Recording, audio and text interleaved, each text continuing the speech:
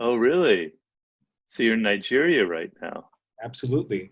And you have a That huge sounds fan, very, you have a huge fan I base. know I do. I know I do. Someday I have to go there. I'd be very excited to visit. I've been invited Oh a yeah. few times. Oh, awesome. Yeah, Awesome. Well, thanks so much yeah, for taking the time. yeah. Uh, I I need to just get some air for a second. I'm Uh, talking to the great uh, master himself. yeah, very nice. So give me a few minutes here. Give me a few seconds, please. Sure. All right, perfect. Well, should I call you Mr. Green or should I call you Robert? You can call me Robert. Okay, all right. Well, uh, What should I call you? just call me Ade. Ade. Like Okay. Monday, Ade, like Israel Ade Sonya who fights in UFC, Ade. Ade. Okay, that's nice. Yes. Uh, Uh, we had, well, like I said before, we're huge fans of your work. I have used some of your materials. Okay. Um, so from my observations, Robert, I have I think I have all your books. And but the favorite books I feel for most business leaders, and you could, go back and say, well, you kind of have looked at it in retrospect. But I would say 48 Laws, obviously, um, and then 33 Strategies of War, which is a very, very underrated book, which I think it is, and then Mastery, and then the Laws of Human Nature. I felt a little sad when I heard about your stroke because I was watching you, I think with Ryan Holiday.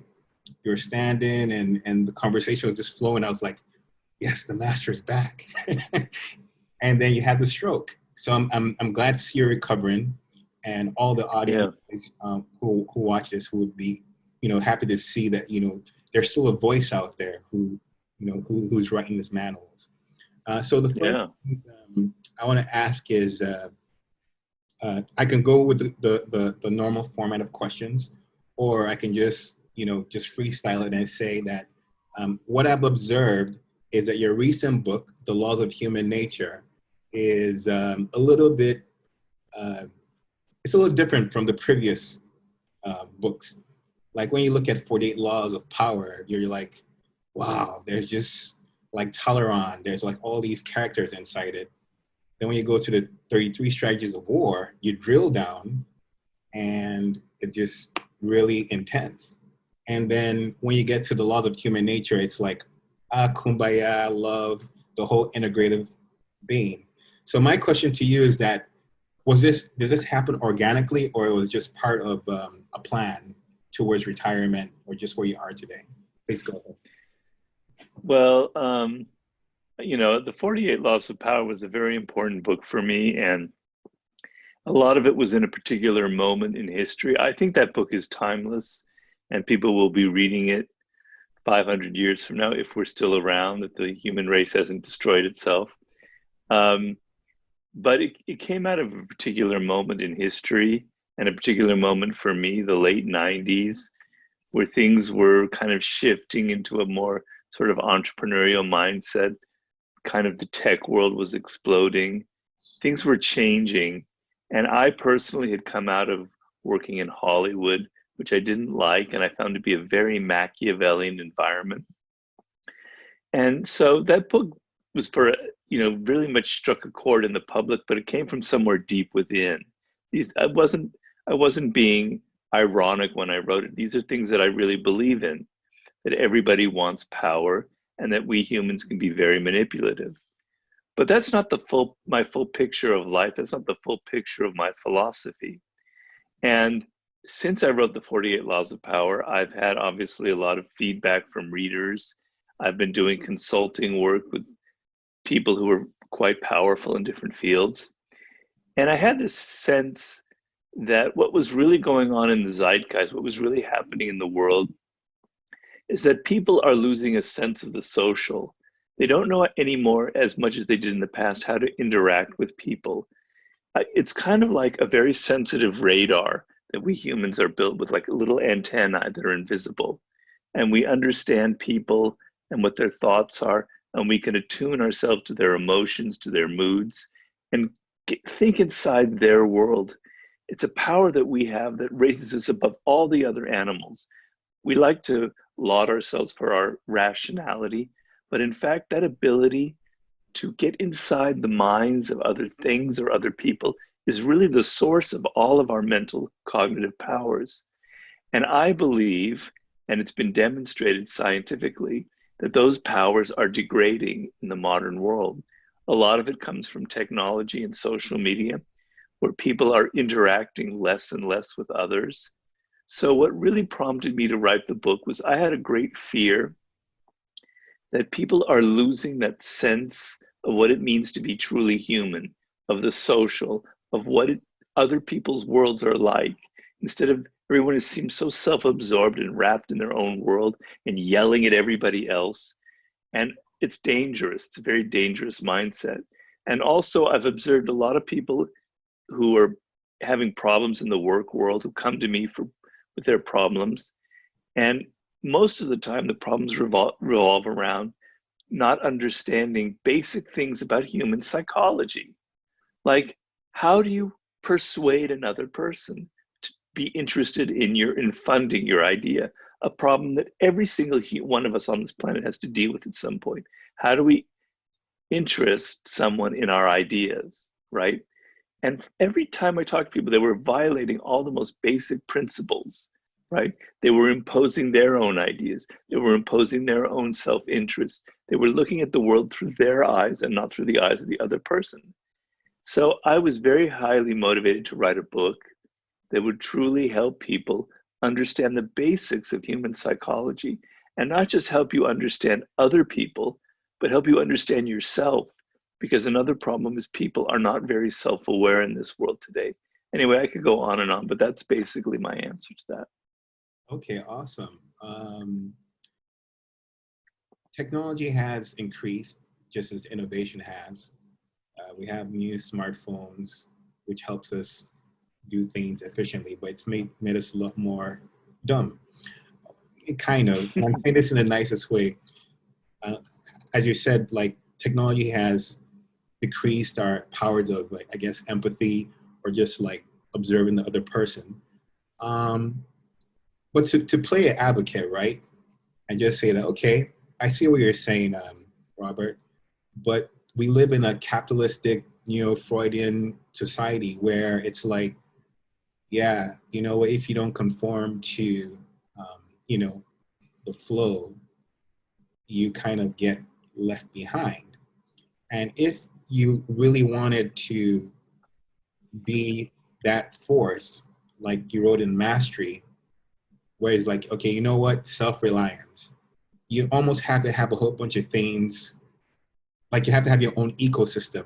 So my question is to you is, the reader is listening to you and say, oh yeah, we need to be more empathetic, but look at the state of politics in the world. Look at followers of this person or that person. Someone could cut out how you get paid for not acting like them. So you almost have to mute your colors. I don't know if that makes any sense, what your thoughts are with today's world and how one can have empathy where everybody's kind of like following the status quo. Well, there are limits to empathy. There are people who are your enemies. We all have enemies in life, people who don't share our values, who are antisocial, who promote hate, who promote division. I consider them my enemies. And although I can try to understand them, there are limits to empathy. But even in the war book, I talked about how you have to understand your enemy. It's an old strategy, right? So if you want to be able to defeat an enemy of some sort, you have to know how they think. And if you know how they think, then you can subvert their ways of thinking and subvert them in some way. So to understand your enemy, you have to also try and understand their perspective. So even with someone like, just to put a name on it, like Donald Trump and his supporters, who are the polar opposite of how I look at the world, to a degree, it helps if you're fighting against him, if you're on Biden's side or whomever, to understand how his people think. why they are supporting him. What are their grievances? What is the source of their incredible alienation from American politics? But there are limits to empathy in the world. You have to understand that at some point, if you're dealing with an extremely toxic person in your work environment or wherever, like a toxic narcissist or someone who's extremely aggressive, you have at some point, you have to cut off that empathy and you have to distance yourself and you have to get away from them, right? But if you're talking from a strict point of view of how do I succeed in a very dangerous world where Mhm. things are changing very rapidly and people, it's very heated emotionally and everyone's arguing and yelling and things are changing, not by the year, but by the hour trends, I mean, having that sense, that ability to get outside of your own mind and into other people. You can, empathy is just a word, but really what we're talking about is the ability to get outside of how you see the world and try and understand other people's point of view. So if you start a business for some at some point, you have clients, you have customers, you have an audience, you have a public. If you're just sitting there thinking about how your ideas are so wonderful and how everyone's going to love it, you won't connect to them.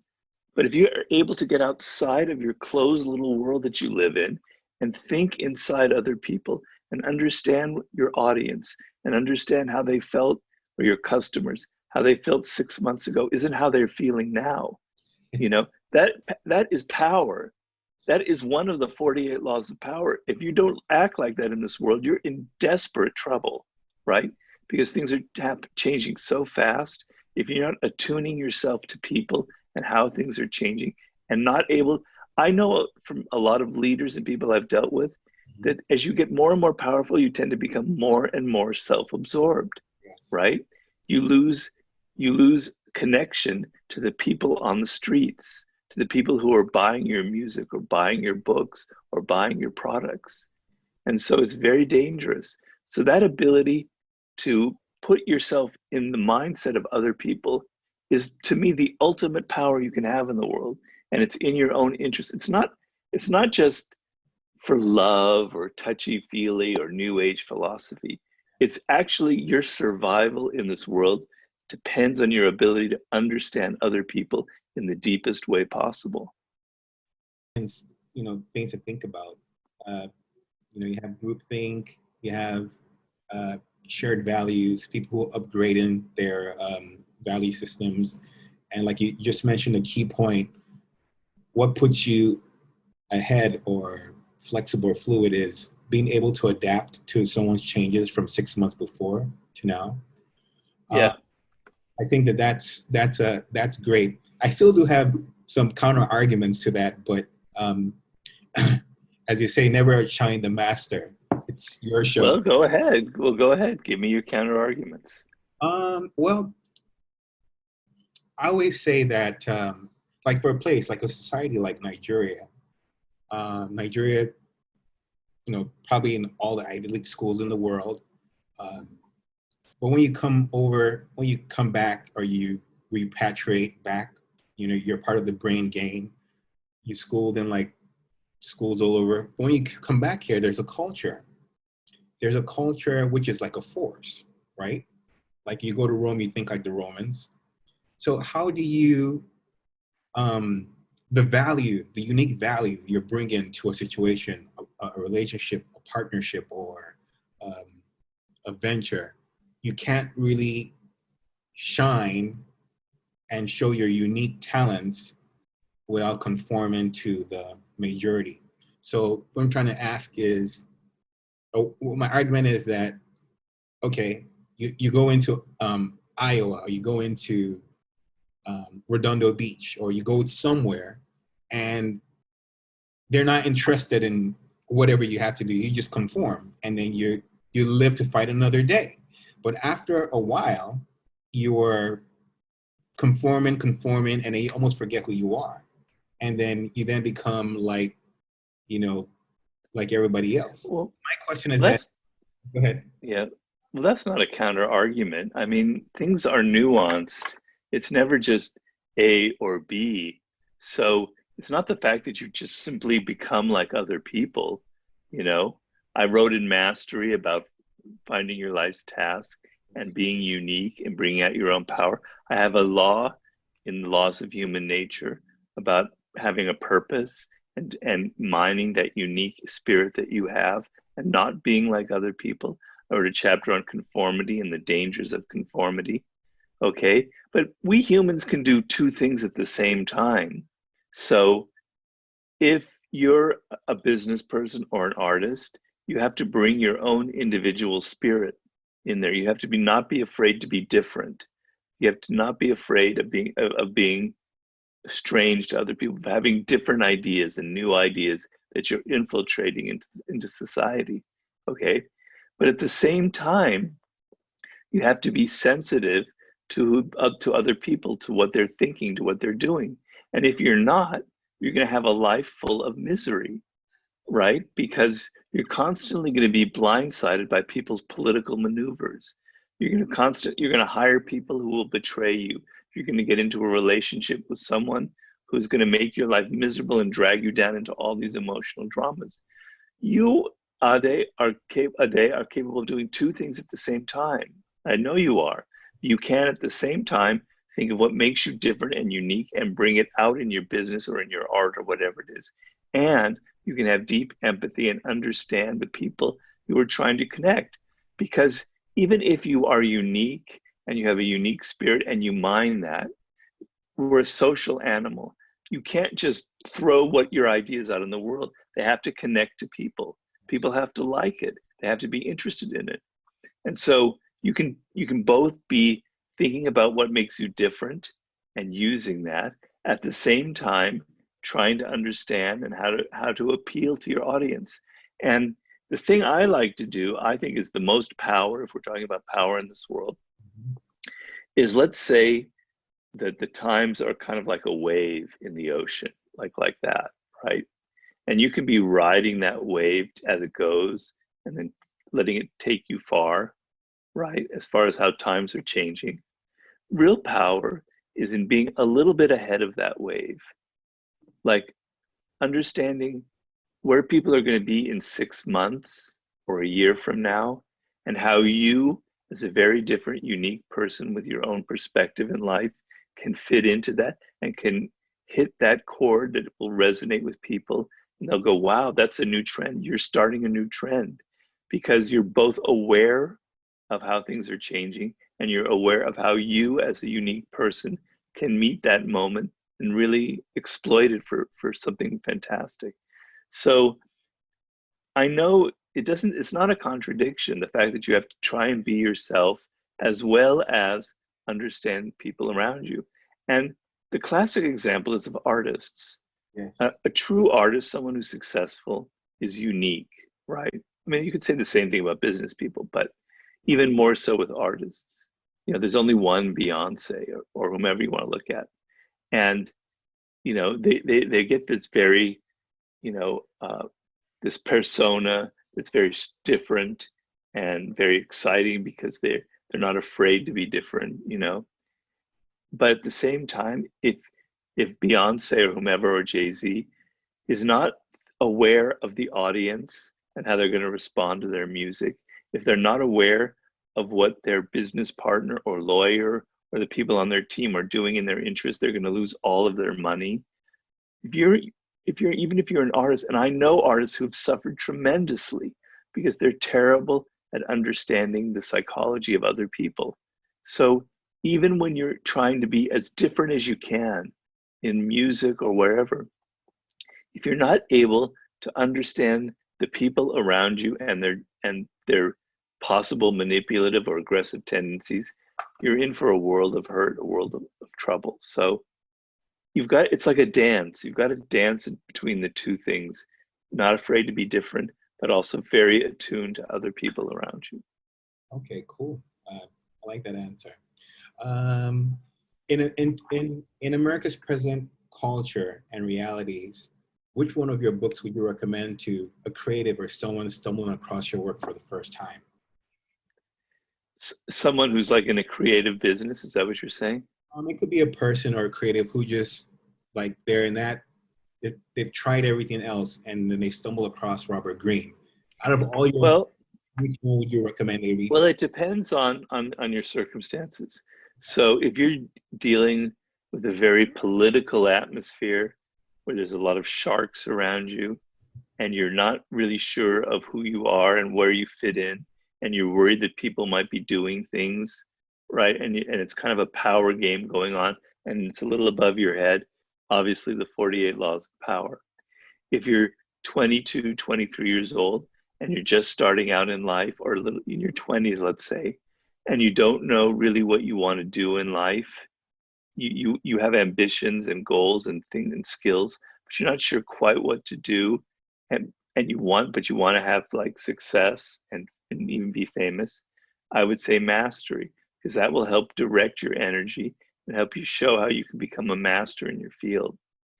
But in general, the first book you might want to start with is The Laws of Human Nature, because I'm showing you the basics about people. It's as if you're getting a manual. Here's an instructor's manual about how to handle people. Because I don't care what business or what walk of life you're in, that's the most important skill you can develop in life. Yeah, it might be good to be good at your technology and understand algorithms and all these other things. But if you don't understand people, you're going to be like stepping on your own feet. You'll take one step forward and then one step back, because people will keep pushing you around. So to understand people on a higher level, to penetrate, people are difficult. I don't know if you've noticed this, Ade, but people are difficult. They wear a mask. They smile and they say, I love your idea. Your screenplay is fantastic. Your business is wonderful. You're looking great today. But they're not always sincere, right? Right? They're wearing a mask. And if you go around taking what they say literally and believing everything, you're going to feel disappointed a lot. So you have to be able to read people, to decode the messages they give off and understand what's going on behind that mask. And I would recommend The Laws of Human Nature as a way to a kind of a code book for deciphering human behavior. And it's both positive and negative. Positive in that it'll connect you better to people, right? You'll feel personally and emotionally more satisfied, more social. Your ideas will resonate better. You'll be better at persuasion. And the negative side is you'll be able to spot weeks in advance those toxic people who you don't want to get involved with. Because the moment you get involved with like a raging narcissist, you're in a lot of trouble, because they know how to get inside your skin and and drag you into all this drama. So the ability to recognize dangerous people in the world is a very important life skill. So I would maybe recommend that book. And then, if you want to meet a man or a woman, you're in your early 20s or 20s, and you're into the game, like you're hungry and you keep having problems with women or men, the Art of Seduction will initiate you in how to really understand, the opposite sex, and how to appeal to them, and how to be a great seducer, both sexually and socially and even politically. I could go on and on. I could do that for all of my books, but that's sort of how I would do it. Thank you. That particular book was The Art of Seduction. That book is a crazy book. When I say crazy, crazy in a good book, I've seen it on the shelves of many PR people who Yeah. neuro program in NLP. And when I read the book, I think the most powerful, one of the, you have the rake, you have, The siren. siren and everything. I think Cleopatra's interaction with Mark Anthony, how you broke it down, and then the voice actor you used, it transports the reader to that time to see how these strategies work. I find it fascinating. Now, is it a book I would recommend to anyone? Like you said, it depends on where they are in life. Right. I would say 48 Laws and The Laws of Human Nature, if I were to pick. Yeah, well, I agree. Okay, moving on. there's like a real just, I think you've answered this, but I would maybe you could give a different spin. A perfect world does not exist and subjective at best, which is what we touched on earlier. But if one did, what core gatekeepers like A&Rs and scouts, but now that there's an erosion, people have access to televise their own content. What core values would you instill in a perfect world among people? Well, I think the main thing would be to have self-reliance. So it's a world where you're almost on your own, unfortunately, and you have to be able to take care of yourself, and you have to be able to sometimes do things on your own, and not be afraid to do that. And a lot of people are very afraid of that, and that's why they don't launch their new business or they don't write that book or whatever. So the ability to so if you're working at home, if you're doing a podcast or you're writing a book or you're in the entertainment industry, no one is there breathing down your neck telling you this is what you need to do today. You know, you have to work these many hours. I know for myself, I work at home, and it can be dangerous if I spend my whole day streaming the internet and looking at all these different exciting things. I'd waste my whole day. So one of the most important core values is discipline. You need to have rigorous discipline. You need to be able to control yourself. You need to be able to say, I have to put in 5 or 6 hours every day. Even if you're at a job and you're trying to like get out of that job and enter the entertainment world or whatever it is, you have to say to yourself, 2 hours, 3 hours every day, I'm going to do this, right? So a sense of discipline, commitment, and mission to what you're doing is very important. And I can remember a story once. I was 23 years old. I was in New York, living in New York. I was working in publishing, right? I had a job. It was only a short stint, couple months. And one of the editors there was this older woman who worked the whole day, and then at about 6 o'clock at night, when the day was over, she would travel to Connecticut or wherever she lived to take care of her 3 children that she was raising on her own. So it would take her a couple hours to get home. She'd cook them dinner. She'd spend time with them. She'd put them to bed. And then at 11 or 12 o'clock at night, she would start writing her novels because she wanted to be a novelist. And she would write every night from 12 until like 3 in the morning. And then she would get up at 7, feed her children, get on the train, and go back to New York for the next day. I go, what? And this woman is Toni Morrison, right? The great novelist, right? Yeah, she was working as an editor. This was in the very early 80s because she needed to support her children before she became famous. But I think to be able to do that, first of all, you have to have incredible self-belief that you're able to do that you're going to have success, that it's worth doing, all right? And then you have to have insane discipline to be able to force yourself to do that. You have to have incredible patience. So what I'm saying is you need inner resources, you need inner skills to survive in this world and to be able to launch something on your own, particularly in the arts. And those inner resources are discipline, patience, self-belief that you are that you're going to make it at some point. Without it, the first sign of criticism or failure, you'll wither. And then you have to have a lot of self-reliance. You can't depend on other people for things. You need to have the ability to get things on your own, right? And that's the kind of world we live in. And the most important of all those things is two things are self-belief and discipline. If you have a lot of self-belief but no discipline, you'll just think you're great and you won't get anything done. If you have a lot of discipline, but you don't believe in yourself, the moment somebody criticizes your work, you'll just give up. But those two things together, man, you'll go really far, I believe. Awesome. Well, you've heard it, guys. Those are the core values Robert had mentioned. So do write that down. Which leads to my next question. You've lived, you have some amazing stories, you know, living, I think, in France or working so many different jobs. It's amazing. And how you then circled back to, you know, start the first. Outside the United States, you're known by many business students and entrepreneurs in African elite circles.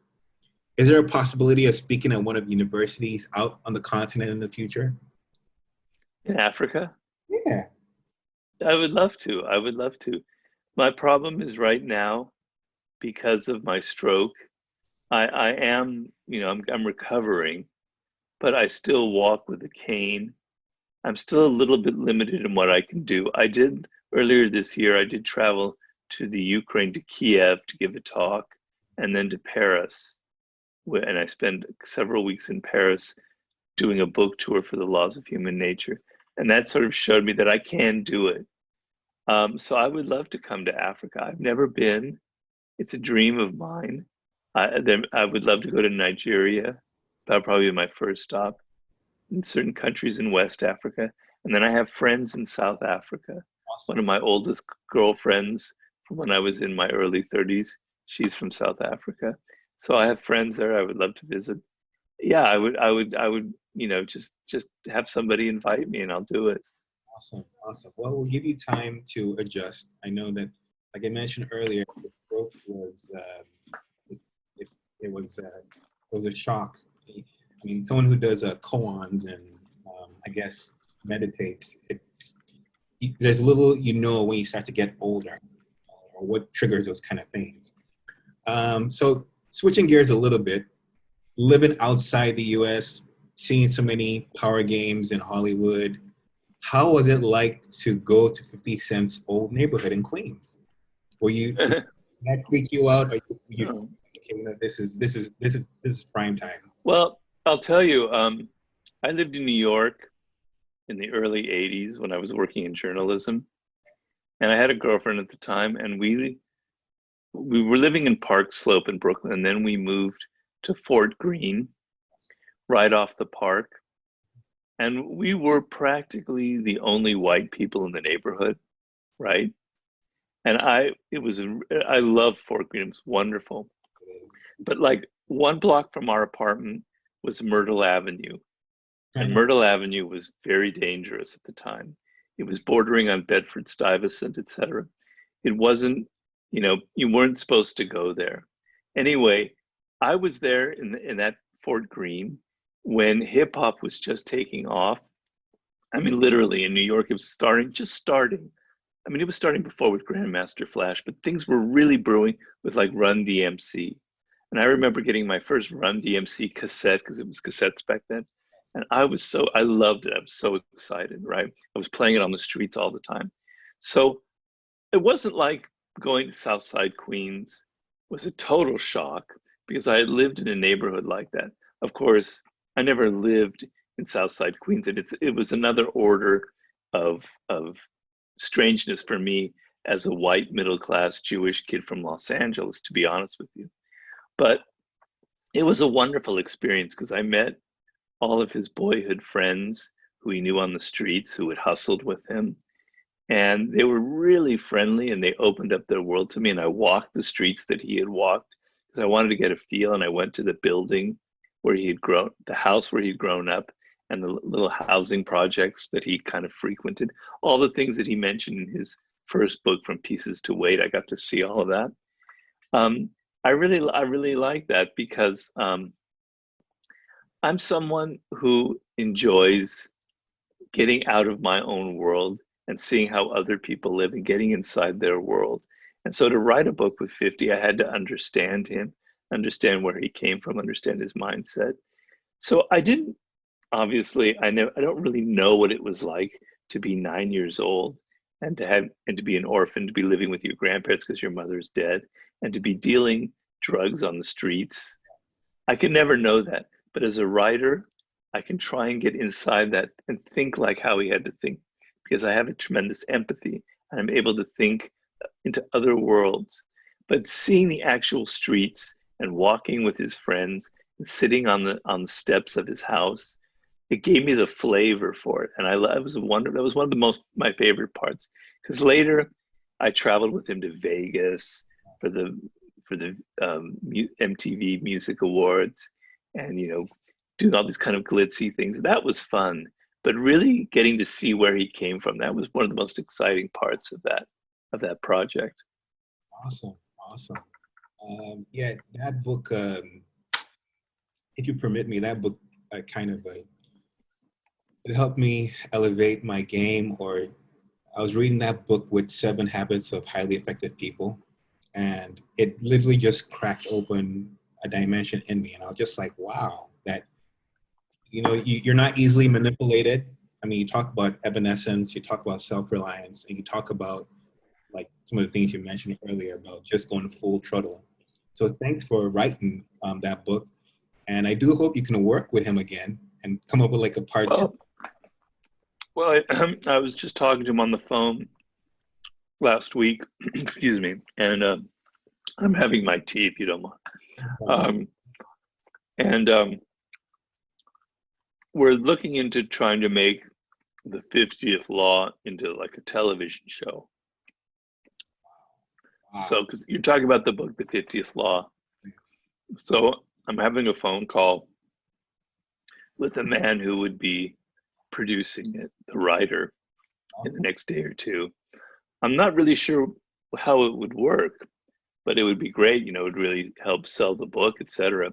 And then 50, he loves the 48 Laws, and he would love to be able to make the 48 Laws of Power into a television show. And right now, right now the book is optioned by someone else. So when that runs out, maybe that'll happen. I don't know if we're going to write another book. He just came out with a new book. It's actually very good. Okay. Hustle Smart, Hustle Harder, or Hustle something like that. It's actually really good. That's amazing. Yeah. Amazing. So I have a few questions. We're just going to go. It's all connected together. I think we still have some time here. I wanted to talk about, you did your, I believe you went to, is it Milwaukee or Madison? Well, you were in Wisconsin, right? I did 2 years in Berkeley in California, and then 2 years at the University of Wisconsin in Madison. Okay, awesome. I've been to Madison, beautiful town. But the reason is I pretty much, we drove some summers, people going to Chicago, would stop in Madison, it's just right on the way. There's a lot of turmoil going on right now, a lot of high rage emotions. Internationally, it's shown on the news. And Wisconsin is the latest and greatest. Now, you have a lot of students or people who look up, if they like it or not, to some of the work you've done and being an alum. What can you, in a few words, what can you tell the community over there? I mean, not to get political, it's not a political, but just from a human standpoint, what can you tell them to like during this time? Well, it's in Kenosha, and Kenosha isn't far from Madison. It's on the lake. It's maybe 30, 50 miles from Madison. And I think I've been to Kenosha once. I can't remember exactly, but I knew people from there. Anyway, it's hard not to get political about an issue like this. I mean, we're going through some radical changes in the United States. And I would tell people to not be afraid of protesting. That is an American right. That is something our country started because of a revolution, because of protests, the Boston Tea Party, for example. Protest is in the Bill of Rights. It's something that's enshrined. It's one of our most basic rights, the right of free assembly, etc. So don't listen to people who are trying to discourage you or dissuade you in some subtle ways from gathering on the streets, from airing your grievances, from protesting. And there's another step to actual violence and looting. And I'm more of the spirit of Martin Luther King, who I wrote about in my last book, who, believe it or not, Martin Luther King was a brilliant strategist. He understood strategy. He understood you can't just march and believe in something. You have to understand and be strategic in how you do it. You have to use television, you have to use visuals, etc. And he knew that violence, that if his protest turned into violence, it would work against his larger goals. He had some very important goals that he wanted to reach. He was desperate to reach them in his lifetime, and he didn't reach them.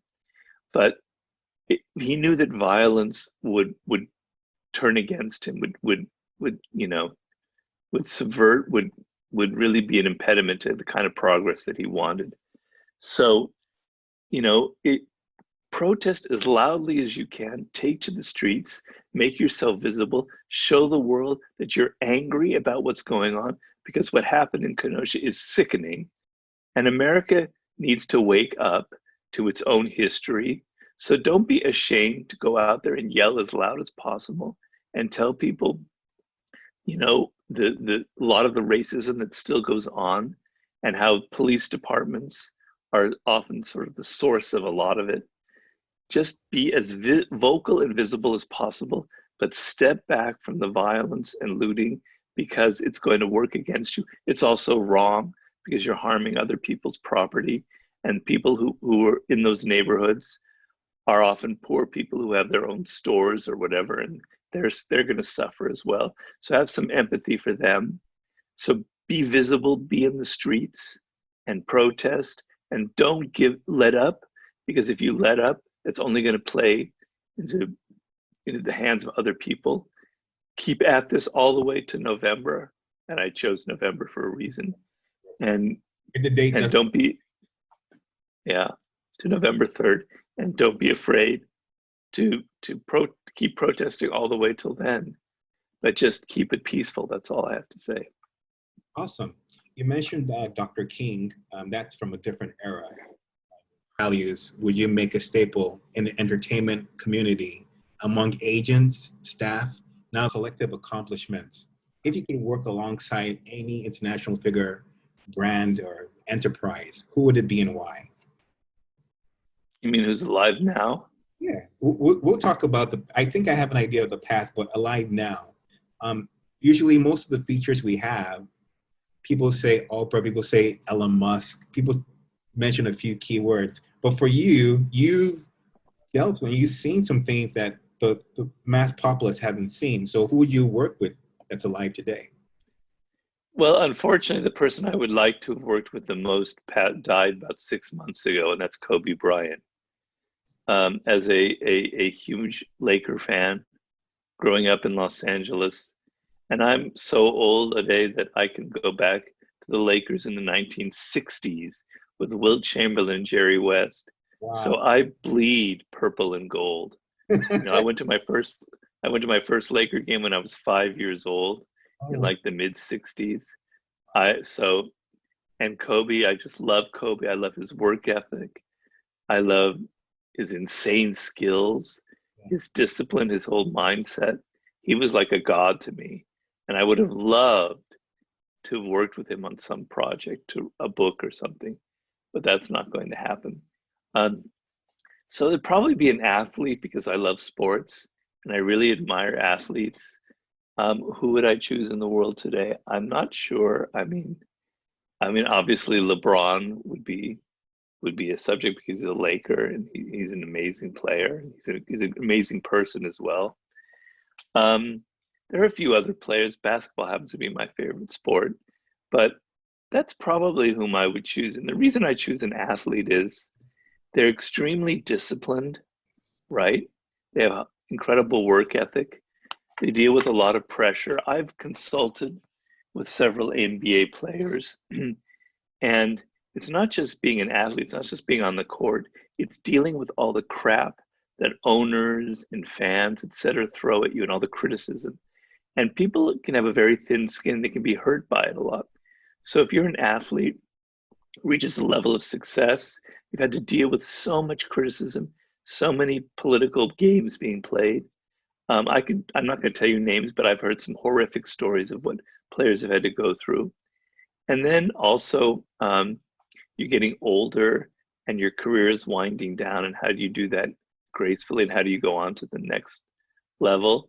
And the thing I love about sports is there's no bullshit in it. So in politics, you can lie and con your way to power. In fact, you have to lie in order to get power in this world. You have to be, an entertainer or show person. But basketball or baseball or football or soccer, there's no lying. You either got the skills or you don't. You're either able to hit the ball or put it in the basket or you can't. You can't bullshit your way around it. And so people who demonstrate high level of skill in that way, the discipline, I also really admire athletes because I loved basketball. I wish I could have played basketball, but I love the physical aspect, the grace that they have. It's a kind of an animal-like power that I think is just fantastic. And I'm very envious of very high-level athletes. So it would have been Kobe at slam dunk right there. But that was one of the saddest days of this horrible, horrible year we're going through. But maybe it would be LeBron, maybe be another player, somebody like that. Yeah, someone with that high energy. Kobe was. I'm a Michael Jordan fan, but I still like Kobe. Oh yeah. Well, Michael Jordan. Sure, I would love to be able to. He's incredible. Did you watch the recent documentary on HBO? Yeah, I've seen some of it. When people talk about personality, I just like his work ethic. I think it's. Yeah. You mentioned Kobe, but I think we just have. If you were to work with any culture, some people mention the Renaissance, some people mention individuals, and in your books, the consistent theme I've seen is like, Ralph Waldo Emerson or Friedrich Nietzsche, which are both amazing. I have a ton of your books. If you could time warp, now this is just hypothetical, but if you could work with anybody from back then, one person, man or woman, who would it be? You mean work with? Yeah, work with, collaborate with. Wow, that's a really hard one. I mean, in college, my subject that I studied was classics, ancient Greek. I read ancient Greek. That was my subject that I majored in. And ever since then, ever since I was a little kid, I've been fascinated with ancient history and ancient Egypt and ancient Greece. I love everything about ancient Greece. I think I have a feel for it. Like I can almost understand an idea about a Greek god or a Greek writer without ever having read a book or any information because it's in my blood. I know it, almost like I had a past life there. I have such a love for that culture because it represents so many great things to me. It's like the birth of individual spirit. It's the birth of democracy. It's the birth of so many of great works of literature and philosophy.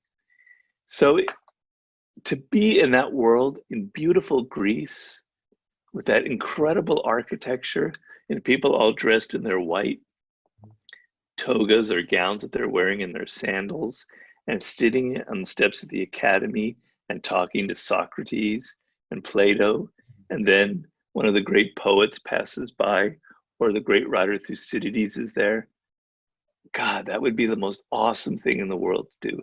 I also wouldn't mind being in Renaissance Italy and spending time with Leonardo da Vinci and hanging out with him and maybe help him write his memoirs or something. Maybe write a book with Leonardo da Vinci.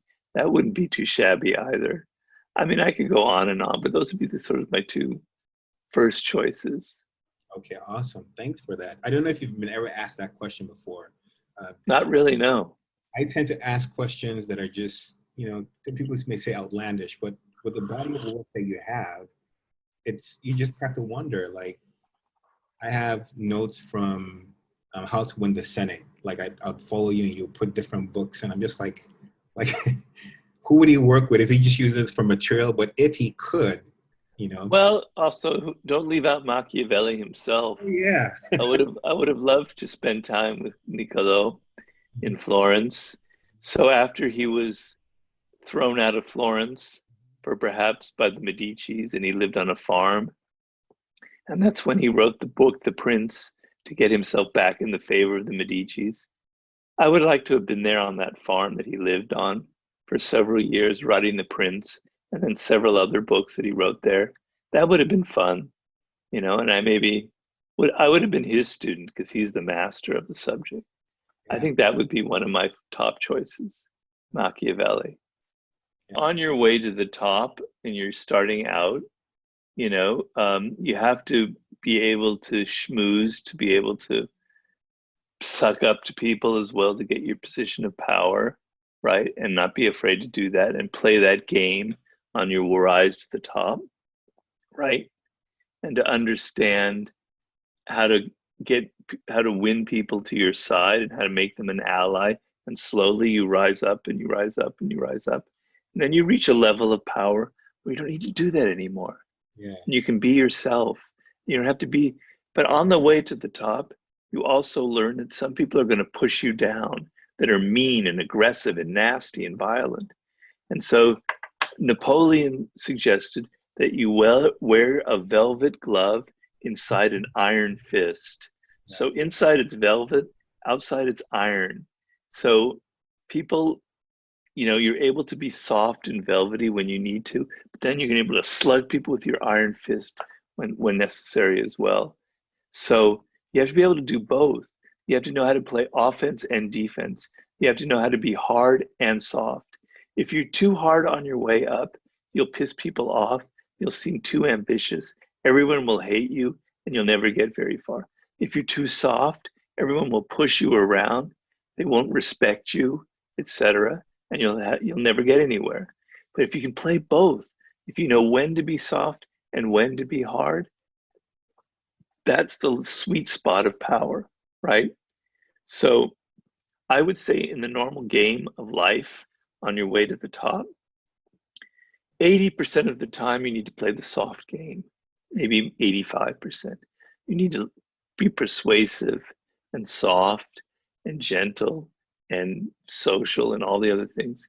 But then 15 or 20% of the time, man, you know how to be hard ass. You don't let people push you around, right? There's a limit to what you'll accept. And you're aware that there are manipulative people out there, and you're not going to let them take advantage of you. And so you're able to be both hard and soft. Then when you get to the position of power, then you have an interesting decision. You don't have to be so soft anymore. And you think you can be as difficult and grumpy and angry, etc., and just let it go. But that's also very dangerous because being on the top is very precarious, particularly nowadays in the social media world. So I always think of King Louis XIV, who I talk a lot about in the 48 Laws of Power. And he's the king of France, the most powerful person in the world at that time, right?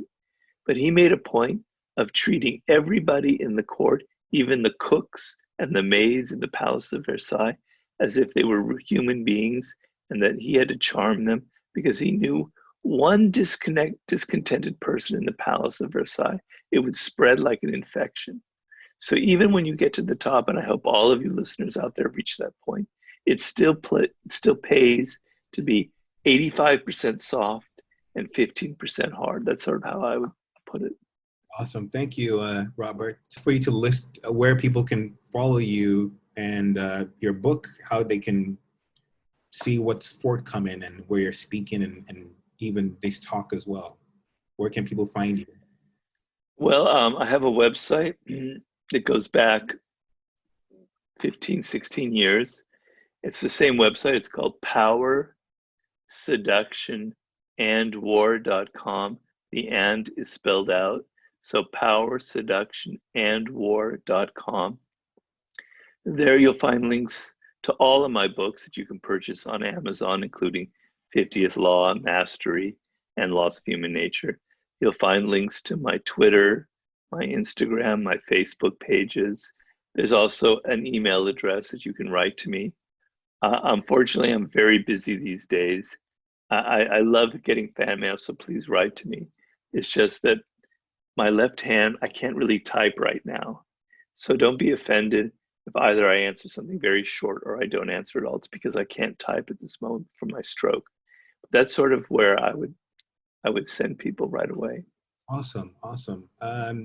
You speak more than 3 languages, I know, and you are Jewish. Can you speak in Hebrew? I can say shalom. I can say sheket bavakasha.